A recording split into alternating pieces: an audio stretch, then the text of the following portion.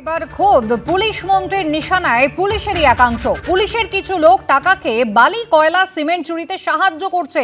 চুরি হলে বলবে তৃণমূল কংগ্রেস কয়লা চুরি করছে। পুলিশের একাংশের দিকেই কিন্তু আঙুল তুলছেন এবার মুখ্যমন্ত্রী। লোয়ার লেভেলে কিছু অফিসার, কিছু কর্মী যারা এই গভর্নমেন্টকে ভালোবাসে না, এবং তোমার পুলিশেরও কিছু লোক, তারা টাকা খেয়ে আজকে বালি চুরি বলো, কয়লা চুরি বলো, সিমেন্ট চুরি বলো। কারণ চুরি হলো যখন বলবে কয়লা চুরি করছে তৃণমূল কংগ্রেস, আর চুরি করবে সিআইএসএফ টাকা খেয়ে বা পুলিশের একাংশ টাকা খেয়ে, আমি এটা টলারেট করব না। যদি কোনো রাজনৈতিক দলের লোকও খায়, তার কলার চেপে ধরো, তুমি এসটিএফকে স্ট্রং করো, অ্যান্টি করাপশন ব্যুরোকে স্ট্রং করো। আমি সিআইডি রিসার্চেল করব, টোটালটাই তোমার দায়িত্ব দিচ্ছি, তুমি সমস্ত প্রস্তাব আমায় দেবে। আর যার যার বিরুদ্ধে কমপ্লেন আছে, কমপ্লেন পেলে ক্রস চেক করো। কেউ কেউ মিথ্যে কথা বলেও কমপ্লেন করে। সত্যি যদি প্রবলেমটা জেনুইন হয়, তাহলে টেক স্ট্রং অ্যাকশন। কেউ বাধা দেবে না, আর কেউ বাধা দিলে আমি শুনবো না। আমি তো আমার কথাই শুনবো না, মানে আমি নিজের কথা বলছি। আমাকে যদি ক্ষমা না করি, তাহলে তোমরা কাকে ভয় পাচ্ছ? সমীরদার কাছে যাব তাহলে। সমীরদা, নিচু তলার পুলিশ কর্মীদের একাংশের বিরুদ্ধে ক্ষোভ প্রকাশ করছেন মুখ্যমন্ত্রী মমতা বন্দ্যোপাধ্যায়। মনে করিয়ে দিয়ে আরজি করের ঘটনা, যেখানে 14 তারিখ রাতেই যখন ভাঙচুর হয়েছিল, সেই দিনও কিন্তু এই একই প্রশ্ন উঠেছিল যে যেখানে ডিসি নর্থ উপস্থিত রয়েছেন, যেখানে তৎকালীন সিপি বিনীত গোয়েল উপস্থিত রয়েছেন, সেই সময় নিচু তলার পুলিশ কর্মীদের বিরুদ্ধে অভিযোগ কেন উঠলো? একেবারে প্রাথমিকভাবে আমরা দেখেছিলাম যে অভিজিৎ মণ্ডল, টালা থানার ওসি, তার কতটা দায়িত্ব থাকতে পারে, কোথাও তার ঘাড়ে বন্দুক রাখা হচ্ছে না। তো এই প্রশ্নটা উঠেছিল, যদিও তার বিরুদ্ধে নিশ্চিত অভিযোগের ভিত্তিতে তাকে গ্রেফতার করেছে এজেন্সি। কিন্তু প্রশ্নটা হচ্ছে, দায় তাহলে নিচু তলার? এবং বিরোধীরা যেটা বারবারই বলছে যে কোথাও উঁচু তলাকে সাসপেন্ড নয়, জুনিয়র চিকিৎসকদের বারবার দাবি থাকা সত্ত্বেও তাদেরকে প্রাইস পোস্টিং দেওয়া হয়েছে, এবং কোথাও আবারও সেই একই কথার পুনরাবৃত্তি করলেন মুখ্যমন্ত্রী। দেখুন কুসুমিতা, এই যে পুলিশ তো দীর্ঘ 34 বছর বা তৃণমূলের 13.5 বছরের পুলিশের তো যারা চাকরি করছে প্রশাসনে, তাদের তো তৃণমূল কংগ্রেস এসে কাউকে তো চাকরি থেকে সরিয়ে দেয়নি, যে যার রিটায়ারমেন্টে সরেছে। স্বাভাবিকভাবে একটা মনে রাখতে হবে যে নিচুতলা থেকে উপরতলা পুলিশের মধ্যেও কিন্তু একটা গোষ্ঠীর গন্ধ পাওয়া যাচ্ছে। আবার দেখুন, আপনি যে বিনীত গোয়েল বা নর্থ ডিসির কথা বললেন এই কাণ্ডে, আরজিকর কাণ্ডে, এরাই কিন্তু এই কলকাতা পুলিশই কিন্তু সঞ্জয় রায়কে 24 ঘন্টার মধ্যে অভিযোগকারী হিসেবে অ্যারেস্ট করেছে। স্বাভাবিকভাবে আজকে সিবিআই কিন্তু এখনো পর্যন্ত আপনি জানেন নেক্সট কিছু উন্নতি দেখতে পাওয়া যায়নি। আপনি পোস্টিং এর কথা বললেন, আমি নির্দিষ্ট করে তাহলে দুটো জিনিস বলি। পোস্টিং এর আবার দুই রকম ধরন হয়, একটা প্রাইস পোস্টিং হয়, একটা পানিশমেন্ট পোস্টিং হয়। এবার আপনাকে বলি, যখন দুজনেরই কিন্তু প্রাইস পোস্টিং হচ্ছেন বিরোধীরা বলেন, একটা প্রশাসন চলে বা একটা নতুন গাড়ি তার যদি সারাক্ষণ চলে, তার না ইঞ্জিনের সার্ভিসিং দরকার। স্বাভাবিকভাবে এই যে বলছে না সিআইডিতে পরিবর্তন আনতে, কল্যাণ বন্দ্যোপাধ্যায় যে বললেন যে পুলিশ মন্ত্রী সমালোচনা করলে তাকে দল থেকে বেরিয়ে যেতে হবে। আরে সরষের ভিতরে কিছু ভূত থাকে, সেই ভূতগুলোকে তো বিচ্ছিন্ন করতে হবে। সবাই ভালো, এটা তো আমরা বলতে পারছি না। কিছু মানুষের ভুল ত্রুটি কারণেই তো কিছু ঘটনা ঘটে। তার মানে একটা সার্বিক ঘটনাকে আমি যদি সামনে নিয়ে আসি, তাহলে কিন্তু আমি বলতে পারবো। সর্বরিদির কাছে যাই। অথচ আরজি করের ঘটনার পর মুখ্যমন্ত্রী যখন নির্যাতিতার মা বাবার সঙ্গে দেখা করতে তার বাড়ি গেলেন, সেই সময় তিনি কিন্তু এই পুলিশ ফোর্সকে ওয়ার্ল্ডস বেস্ট ফোর্স বলেছিলেন, এবং তাদের হাতে কিন্তু দায়িত্ব দিয়েছিলেন। আরো 4 দিন তাদের হাতে দায়িত্ব থাকলে হয়তো ব্রেক থ্রু হতো। কুণাল ঘোষ এরকমটা আশা করেছিলেন, যদিও কোর্টের নির্দেশে সিবিআই তদন্ত হয়। দেখুন, মাননীয় মুখ্যমন্ত্রীর কাছে বিনীত গোয়েলের কোনো দোষ নাই, রাজীব কুমারের কোনো দোষ নাই, অভিষেক গুপ্তার দোষ নাই, ইন্দ্রাণী মুখার্জিদের কোনো দোষ নাই, কোনো দোষ নেই। দোষ হচ্ছে নিচুতলার পুলিশ কর্মী যারা। এখন নিচুতলার পুলিশ কর্মীরা তারা শুনুন যে আপনাদের পুলিশ মন্ত্রী আপনাদের গায়ে পুরো দোষের ভাগটা পৌঁছে দিচ্ছেন। এতে আমার ধারণা বাবা মা দেখা করতে চেয়েছিলেন, স্বরাষ্ট্রমন্ত্রী দেখা করার প্রয়োজন মনে করেনি, তিনি নিজের দায়িত্ব নিয়ে বিনীত গোয়েলের মধ্যে দিয়ে অভিজিৎ মণ্ডলকে সঙ্গে নিয়ে এই আরজিকরের গোটা বিষয়টাকে সামলেছে। আমরা জানি যে বিজেপির রাজীব সবকিছু আমার কুমারের জানা সেই আছে। লাল ডায়েরি, আমরা জানি রাজীব কুমারকে যখন রাস্তায় রাজীব কুমারের জন্য রাস্তায় বসে পড়েছিলেন এই আমাদের নেত্রী নিচুতলার পুলিশ কর্মীদের মনোবল কোন জায়গায় পৌঁছবে এই প্রশ্ন কিন্তু এখন আমার ছোট্ট একটা কথা বলার আছে, গতকালের মন্তব্যের পর বলুন। একটা ছোট্ট কথা বলার আছে। তৃণমূল ভবনের 500 মিটার দূরে গুলশান যে কলোনি তৈরি হয়েছে, মাননীয় মুখ্যমন্ত্রী জানেন তো, সেই কলোনিতে প্রত্যেকটা আনঅথরাইজড আনপ্ল্যান্ড 5 তলার বিল্ডিং কারা থাকে, কারা কেনে, কিন্তু সেটাও তো দেখার দায়িত্ব নাকি কলকাতা পুরসভার নয়? মেয়র এবং একেবারে পুলিশ সুশান্ত ঘোষ তারাও তো একই কথা বলছিলেন যে এটা দেখার দায়িত্ব নাকি কলকাতা পুলিশের। না, না, ফিরহাদ নিশ্চয়ই হাকিম পুলিশ পুলিশের ভূমিকার সমালোচনা করে কি বলেছিলেন, যাকে নিয়ে এত বিতর্ক শুরু হয়েছে, দেখুন একবার কি বলেছিলেন। Enough is enough. পুলিশকে বলবো অ্যাক্ট নাও, অ্যাক্ট নাও। মুখ্যমন্ত্রী বলার পরে কেন আর্মস ঢুকছে, কি করে আর্মস ঢুকছে, ইন্টেলিজেন্স কোথায়, নেটওয়ার্ক কোথায়, ওয়াই এত বাইরের ক্রিমিনাল আসছে কি করে, ওয়্যার ইজ দ্য নেটওয়ার্ক? আমার মনে হয় সমস্যা হচ্ছে এই যে আত্মসন্তুষ্টি। আত্মসন্তুষ্টি মানে ওরা ভাবছে তো একই সরকার ক্ষমতায় আছে, সুতরাং আমাদের আর কি হবে, এদিক ওদিক তো হবে না। তাই পুলিশ ভাবছে যে যেরকম এই গচ্ছ রুটিন কাজ করি সেইরকম করলেই হবে। তাহলে শীর্ষেন্দুদা একেবারে মানে পুলিশকে ক্লিনচিট দেওয়ার জায়গাতেও যেমন গোটা পরিস্থিতি নেই, কিন্তু তার পাশাপাশি আরেকটা প্রশ্ন তো উঠবে, নিচুতলার পুলিশ কর্মীদের মনোবল কোথাও এতে ভেঙে যাবে না তো? মুখ্যমন্ত্রী কিন্তু বলছেন যে এসটিএফ কে তিনি আবারও ঢেলে সাজানোর কথা বলছেন, যারা অ্যান্টি করাপশন রয়েছে তাদের কথা বলছেন, সিআইডি কে তিনি ঢেলে সাজাবেন। তার মানে আত্মসন্তুষ্টির জায়গা যে নেই, সৌগত রায় যেটা বলছেন, যেটার জন্য কল্যাণ বন্দ্যোপাধ্যায়ের তীব্র প্রশ্রবণে তাকে বিদ্ধ হতে হয়েছে, মুখ্যমন্ত্রী সেটাকে এন্ডোর্স করছেন। পুলিশ মন্ত্রী তো কয়েক মাস আগে বলেছিলেন বক্তব্যে যে বেআইনি অস্ত্র, বেআইনি বন্দুক, বোমা, গুলি উদ্ধার করতে। পুলিশ মন্ত্রী জানেন তার কি হয়েছে? খোঁজ নিয়েছেন? বছর তো ঘুরে আজকে পুলিশ কমিশনার, ডিজি, আইজি, এসপিদের কাছ থেকে খোঁজ নিয়েছেন? শুধু কনস্টেবল আর আইসিদের দোষ? ওসিকে তুললে হবে টালার? প্রত্যেকটাকে তুলতে হবে। আর আরেকটা জায়গা ভাবতে হবে যে দুদিন আগে মহামান্য বিচারপতি তীর্থঙ্কর ঘোষ রাজারহাট নিউ টাউনের একটা মামলায় বলেছেন যে এই আপনার পুলিশ কর্মী, কলকাতা পুলিশ কমিশনার ভাবুন, সাদা পোশাক পরলেই পুলিশ হওয়া যায় না, আপনাদের দক্ষতাটাকে নিয়ে বাড়ান, আপনি দেখবেন একটা মামলার অর্ডারে। আর একটা আপনাকে বারবার ভাবতে হবে যে পুলিশ কমিশনার এবং পুলিশের দক্ষতা আজও আছে, কিন্তু তাদের হাত পা বাঁধা, পুলিশ কমিশনার থেকে শুরু করে নিচুতলা অবধি হাত পা বাঁধা। আজকে বিনীত গোয়েলের কথা বলছেন সিআইডি কে পাল্টাবেন। এই বিনীত গোয়েল কামদুনি মামলা পুরোটা পাল্টে দিয়েছিলেন। আজকে এই জায়গায় এই বিনীত গোয়েল এই আর্জি করেও পাল্টে দেওয়ার পর প্রাইস পোস্টিং পেয়েছেন।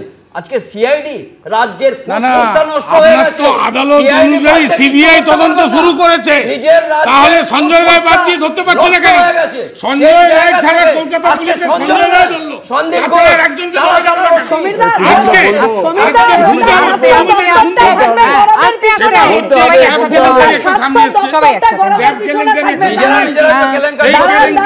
বেশ কিছু জনকে প্রায় 27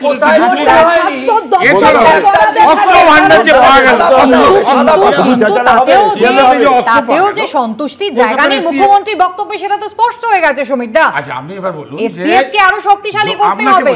এসটিএফ তো গ্রেফতার করেছে, একটা উদাহরণ দেই।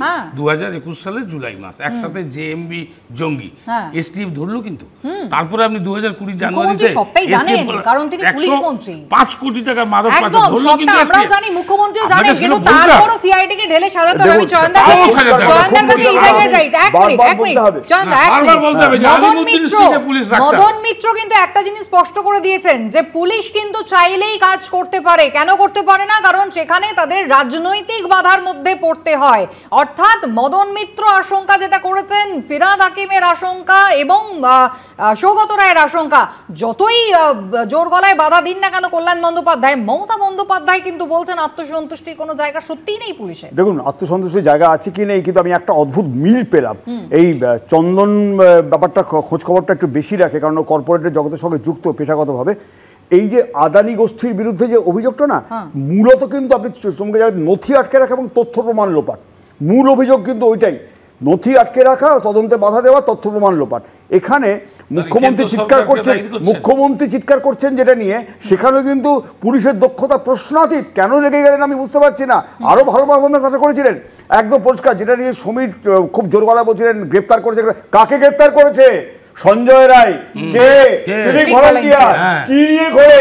বাইক নিয়ে ঘোরে, পুলিশ ধরেছে তিন, সেটা হচ্ছে যে সমস্ত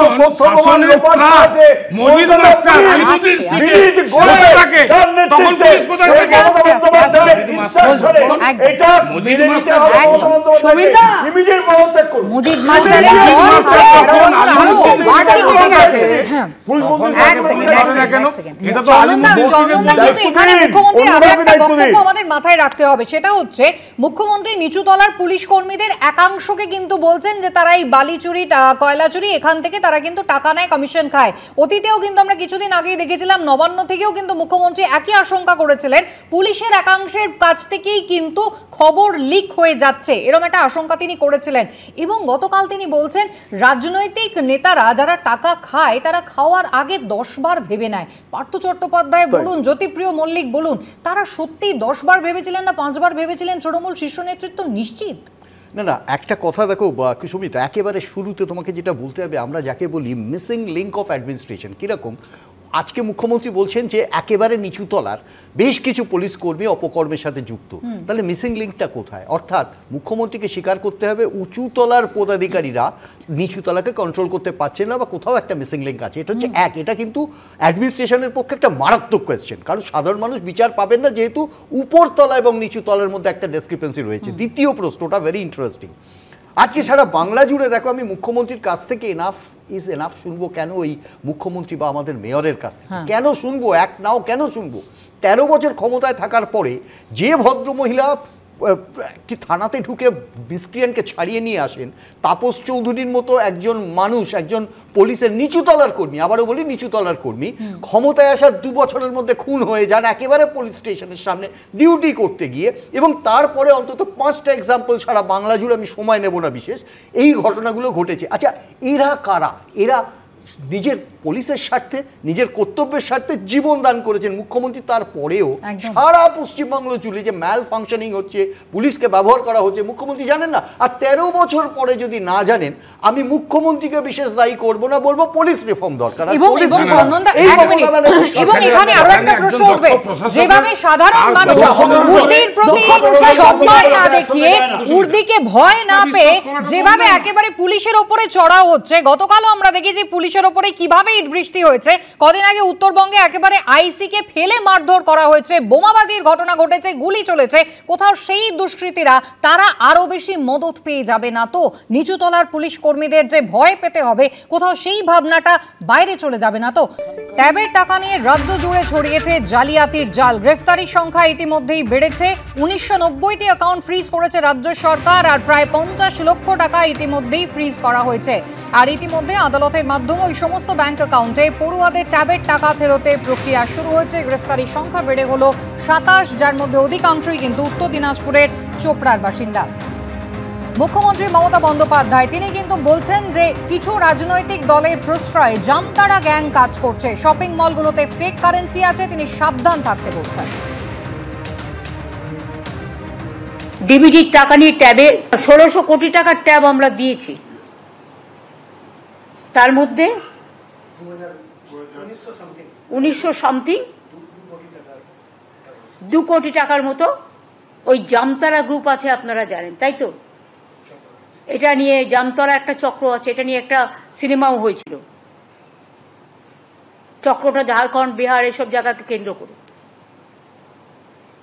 বিভিন্ন পলিটিক্যাল পার্টির সেল্টারে থেকে তারা আসছে, বিভিন্ন মলে এসে আড্ডা মারছে, গ্রুপিং তৈরি করছে, অপারেশন করছে, কোথাও না কোথাও গেস্ট হাউসে ভাড়া নিয়ে নিচ্ছে, রাজনৈতিক দলের লোকেদের সাথেও মিশছে।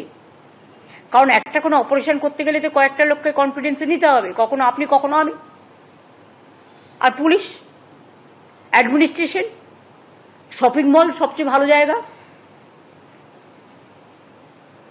আমি এখন থেকে শপিং মলগুলোকে সাবধান হতে আবেদন জানাবো।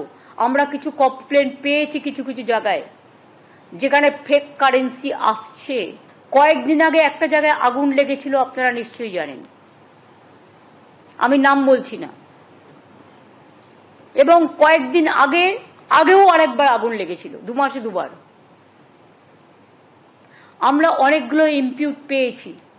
সব শপিং মল খারাপ না, সব শপিং কমপ্লেক্স বা বিজনেস সেন্টার খারাপ না, কিন্তু সবাইকে সতর্ক হতে অনুরোধ করছি, পাবলিককেও সতর্ক হতে অনুরোধ করছি। আমি সমীরদার কাছে এই জায়গায় যাব। সমীরদা, মুখ্যমন্ত্রী বলছেন কিছু কিছু রাজনৈতিক দলের প্রশ্রয় জামতারা গ্যাং এভাবে অ্যাক্টিভ হয়েছে, তারা কাজ করছে, কিন্তু প্রশ্ন হচ্ছে পশ্চিমবঙ্গে তৃণমূল কংগ্রেস ছাড়া বিরোধী আছে কোথায়? প্রশ্রয় দেবে কারা, মদত দেবে কারা? রাজনৈতিক শক্তি আছে নাকি? দেখুন, যখন হচ্ছে যে বিজেপি রামনবমীর নাম করে হাওড়াতে একটা ঘটনা ঘটেছিল, মুঙ্গের থেকে একজন অস্ত্র নিয়ে ধরা পড়েছিল। যখন নবান্ন অভিযান করেছিল বিজেপি, অস্ত্র হাতে কিন্তু ধরা পড়েছিল যারা পুলিশের জিপ পুড়িয়েছিল।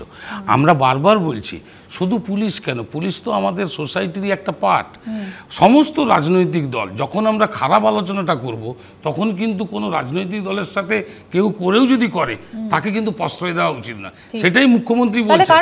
ধরুন ট্রেনে করে বিজেপি কংগ্রেস, আমি একটু বলি, যখন এই যে সাঁতরাগাছিতে সিআইডি ধরলো যাকে, কিন্তু আপনি দেখুন চুক্তিভিত্তিক শিক্ষক গ্রেফতার হয়েছেন, চুক্তিভিত্তিক শিক্ষককে নিয়োগ করা করেছিল বামের হানা বিজেপি। মূল গ্যাং হচ্ছে মাস্টারমাইন্ড রবীন্দ্রনাথ সিং, অ্যারেস্ট হয়ে গেছে।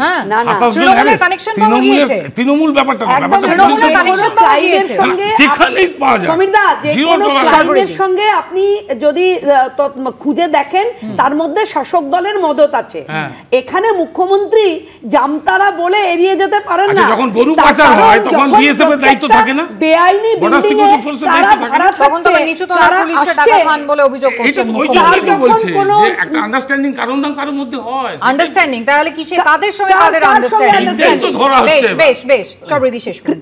ক্রিমিনালের সঙ্গে শাসকের আন্ডারস্ট্যান্ডিং, এই কথাটাই বলতে চাইছেন।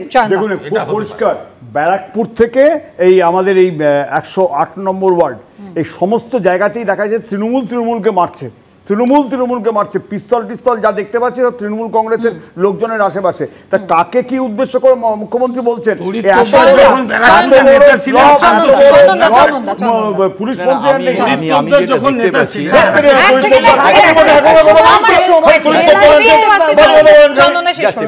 না, আমি একটা কথা পরিষ্কার বুঝতে পারি, তুমি এই যে পরপর দুটো স্টেটমেন্ট দেখালে মুখ্যমন্ত্রীকে, দুটোই কিন্তু একেবারে আত্মসমর্পণের ভঙ্গি। মানে আমি বলতে চাইছি, একটা অ্যাডমিনিস্ট্রেশন চলছে, সেই অ্যাডমিনিস্ট্রেশনের মুখ্য দায়িত্ব কাদের?